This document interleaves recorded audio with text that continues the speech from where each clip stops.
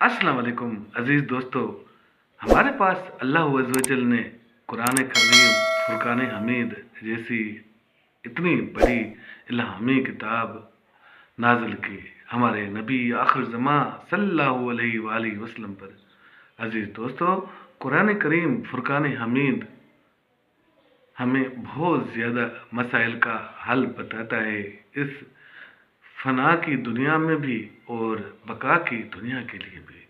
अज़ीज़ दोस्तों, कुरान करीम रहमतुल्लिल आलमीन लेकर आए और हमने कुरान करीम को अपने घरों के अंदर महज बरकत के लिए संभाल के रख लिया। हमने इसको खोलकर इससे रुजू तक नहीं किया, जबकि अल्लाह अज़्ज़ व जल का फरमान है कि ए मेरा मोमिन बंदा, ए मेरा ईमान वाला, अगर आप तकलीफ़ में हैं, मसाइब का शिकार हैं, तो आ मेरे साथ बात कर। तो उस सूरत में आप मुझसे बात जब करेगा तो तेरी हालत नमाज की होगी, और जब तू चाहेगा कि मैं तेरे से बात करूं तो मेरा कुरान करीम खोल।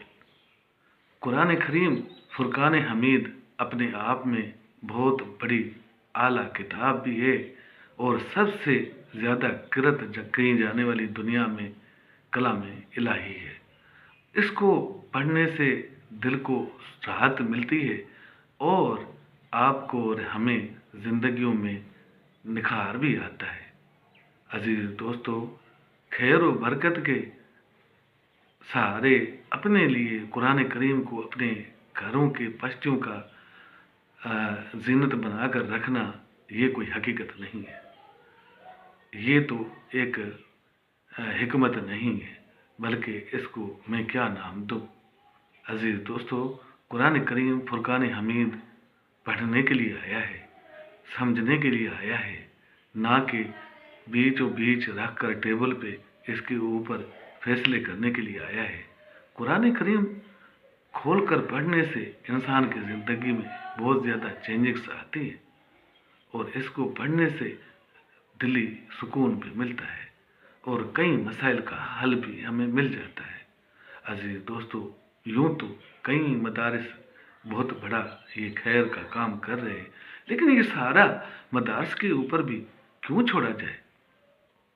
ये तो हमारी घर से लाइफ जो शुरू होती है उसमें ही हमें घुटी के तौर पे मिला है कि हम इसको मजबूती से थाम लें, उसको हम पढ़ें और उससे हासिल किया हुआ इल्म सोसाइटी के अंदर फैलाएं। हमारे मसाइल का हल ही कुरान करीम, फुरकान हमीद में है। यूँ तो इसका हक बनता है हमारी इस्लामी रियासत की सरकार के ऊपर कि इसको आम करे और सैयदना हज़रत मोहम्मद मुस्तफ़ा आमद मुस्तफ़ा सल्लल्लाहु अलैहि वसल्लम की सीरतुल नबी को आम करे। हर घर के अंदर हर बच्चा जो है कुरान करीम को समझ जाए, कुरान करीम की ज़बान को समझ जाए, तो सारे हम लोग मसाइल से छुटकारा पा लें। लेकिन हम कुरान की तरफ सिर्फ और सिर्फ उस वक्त जाते हैं जब ज़्यादा मसाइब का शिकार होते हैं। ये एक अलमिया है, इसका हल हमारे पास मौजूद है, लेकिन हम उसकी तरफ तवज्जो नहीं देते, इसलिए हम हर जगह पे रुस्वा हो रहे हैं। इस रुस्वाई से बचने का वाहिद तरीका कुरान करीम, फुरकान हमीद का पढ़ना है और इसको पढ़कर इसके ऊपर अमल करने का है। साथ साथ अल्लाह के रसूल सल्लल्लाहु अलैहि वसल्लम के असहाब इकराम रिज़वानुल्लाह ने कोसों दूर से इकट्ठे होकर मस्जिद नबवी से हदीसों का सिलेक्शन किया, हदीसों को सहेड़ा, बहुत बड़ा नेक काम किया। उन हदीसों से हम बहुत कुछ समझ सकते हैं आकाए दो जहां सल्लल्लाहु अलैहि वसल्लम के पाक जिंदगानी से, जो उनने सीरतुल नबी से, लेकिन हम उसको भी टच तक नहीं करते। ये काम हमने अपने रहबरों और अपने जो उलमा हैं उनके ऊपर छोड़ दिया है। अगर हम सारे के सारे इसके साथ जुड़ जाए, ये हमारी सबकी ड्यूटी बनती है محض علماء کی نہیں.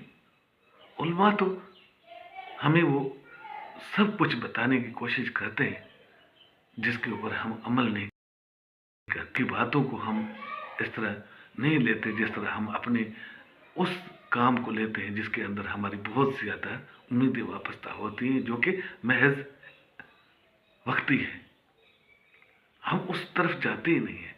لیکن کم از کم قرآن کریم فرقان حمید ہمارے گھروں کی زینت تو ہے، برکت کے لیے تو ہے. اس قرآن کریم کو اٹھا کر کھول کر ہاتھ جوڑ کے اس کو دیکھے تو صحیح اس کے اندر لکھا کیا ہے. جب ہم قرآن کریم ساری قوم پڑھنی شروع کر دیں گے تو ہمارے مسائل کا حل ہمیں مل جائے گا اور ہم الحمدللہ اچھی قوم بن جائیں گے، رسوائی سے بچ جائیں گے. تو آئیے دوستو آج عہد کریں قرآن حکیم فرقان حمید کو ہم روز کا روز سبق کے طور پہ پڑھیں گے.